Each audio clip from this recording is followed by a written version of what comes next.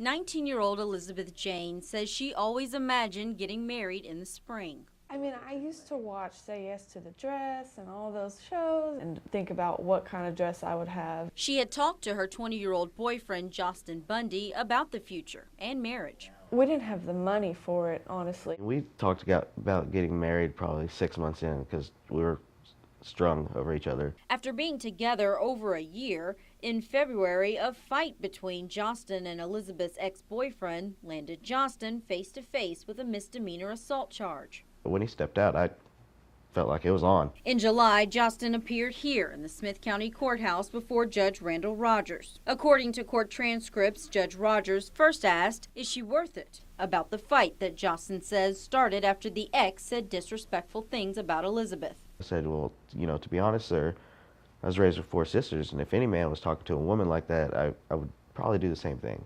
Judge Rogers responded, "One of the provisions to stay on my probation is you're going to have to marry her," meaning Elizabeth, within 30 days. Tie the knot or spend 15 days in jail.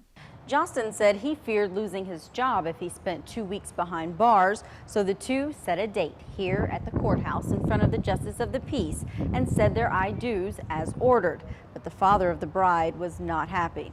Anger, I was mad. He can't do this about court ordering somebody to be married.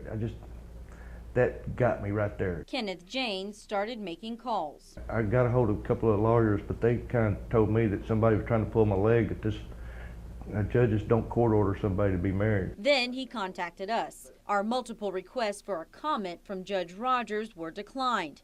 So we asked constitutional law attorney Blake Bailey, is a court order to get married legal? No, you can't offer probation or a marriage. It sounds like kind of a softball approach to the old days of shotgun weddings. And even the judge's capability of enforcing what he thinks is best for some people in his court. It's an interesting concept, but it's a little funny. I mean, in a sense, it's like, would you like to have a probation or would you like a life sentence? While Justin and Elizabeth say they don't at all regret their marriage vows, they do regret not being able to plan and have control over their special day. Just felt like we weren't going to be able to have the wedding we wanted. It was just going to be kind of pieced together for a minute. I didn't even have a white dress. None of my sisters got to show up. None of my family members except my mother and my grandmother and my nephew. It was such short notice that I couldn't get it together. The couple now wishes they had known about their options. Well, what if we don't want to get married right now? I mean, we're not ready. What if we don't get married? Is he going to go to jail? It scared us a little bit. I just wondered what would have happened if I said no. Had we said, well, Judge, we would like to get married on our own terms. In Smith County, Julia Janae, KLTV 7 News.